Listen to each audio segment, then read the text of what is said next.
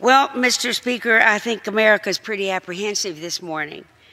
Certainly those who know that 2 American presidents and 1 governor of Kansas have tried trickle down fairly recently and found it did not work at all, and indeed caused great economic harm.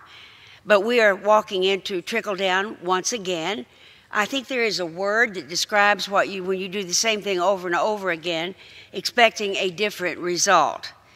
I won't use that word, but I suspect most of you know exactly what I'm talking about. Particularly at this time when this economy was really booming, really doing well.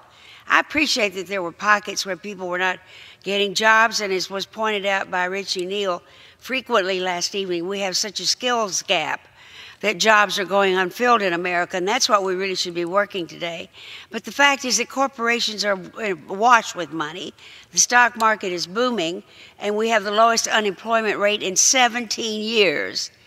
Why in the world would we trifle with that to try a failed trickle-down policy again? Now, emergency procedures were used to bring the bill up for us today. Now, what discouraged this urgent attention that nobody could have any amendments or anything to it, that it was an emergency? We were not reauthorizing the Children's Health Insurance Program, which a lot of people think is an emergency, because it provides health care to more than 9 million children. We're not reauthorizing community health centers, which serve more than 25 people. And after killing Planned Parenthood, the money, that means that a lot more people will need a community health center. We're not renewing the Perkins Loan Program, which many low-income students rely on for their education. Those 3 programs expired on September 30th, but we're not considering them today. Instead, despite a record of 86 months of job growth, every single month for 86 months we have grown jobs, and an unemployment rate that remains steady, the majority is prioritizing tax cuts. Now, not tax cuts for the middle class. Don't let anybody tell you that this is tax reform. It isn't. It's a moving around of rates, but very specifically geared toward helping the rich. Nothing much for the middle class who work hard to make ends meet, but tax cuts for the wealthy. The middle class will see their money go directly to the rich. And that's what the bill was designed to do. You can tell by who wrote it. There's not a single Democratic fingerprint or breath anywhere to be found. Instead, it was crafted by the lobbyists who virtually run Washington under the majority's leadership. Some swamp clearing. Consider this. There are 11,000 registered lobbyists in Washington, D.C. More than half of them, more than half of 11,000, reported working on the issues involving taxes during the first 3 quarters of this year.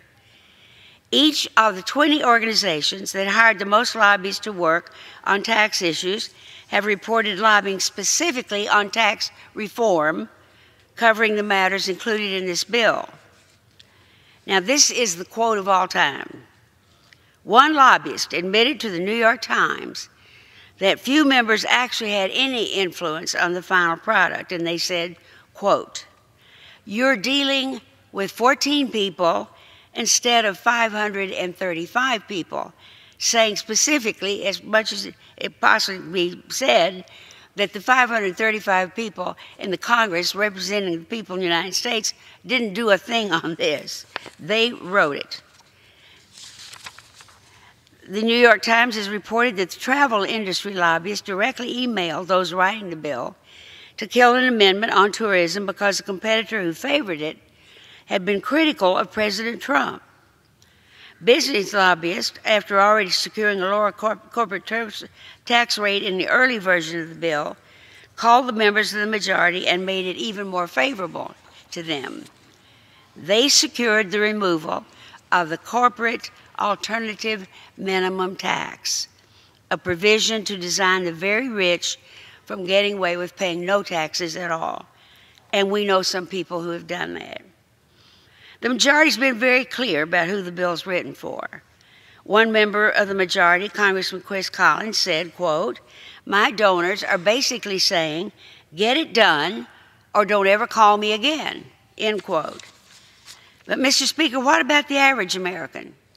What about workers and members of the middle class who can't write big campaign checks or who don't have an army of lawyers to scour the tax code on their behalf?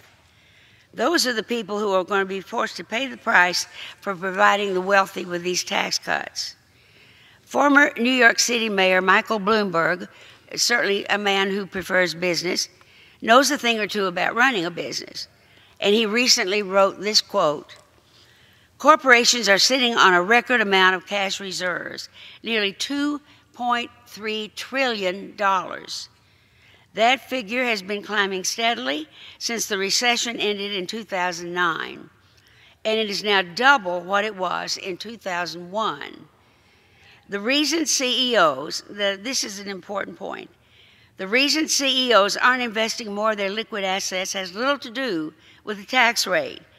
CEOs aren't waiting on a tax cut to jumpstart the economy, a favorite phrase of politicians who have never run a company, or to hand out raises. It is pure fantasy to think that the tax bill will lead to significantly higher wages and growth as Republicans have promised," end quote. Now, that's not somebody an enemy of business, and he's called this bill a $1 trillion blunder. This is really a remarkable time in the United States, knowing that we're on the brink of passing a bill that will adversely impact virtually every American except the rich. The majority has the votes, and there's not much Democrats can do to stop it. And let me say again, I'm glad that Democrats are not involved in writing it, but it is an insult to the word reform to associate it with this bill. The American people know they're not getting what they were promised by the majority. We know a president who campaigned mightily on doing away with carried interest, but it's still in the bill. The bill hurts the middle class, hurts children, the elderly, by limiting, and veterans, by the way, by outright limiting many of the deductions that they rely on. Under this bill, the personal exemption is eliminated. The mortgage interest deduction is limited. State and local tax deduction is limited mightily, and the moving expense deduction for individuals has been eliminated. Even the Affordable Care Act's individual mandate is eliminated. That will cause premiums to go up by 10% for those in the individual market, and 13 million people will lose their insurance. 13 million. I want to pause on that because times I've stood here at this very spot when there were all these 60 bills to repeal and replace Obamacare. So we've been able to insert this now in the tax bill, which will really hurt it. I've always wondered why there was such a rush to take health care away from persons. And I guess somehow that money, obviously that Medicaid money, will pay for a lot of this tax cuts for the rich. All the tax cuts made for individuals will expire in 2025, but the tax cuts for corporations are permanent. That's not what we'd call reform. That keeps our tax code complicated by design. Wealthy families and big corporations can continue taking advantage of a system that they helped create. Broken promises are embedded throughout the legislation. For years, I've heard members of the majority come to the floor talking about the need to address the national debt.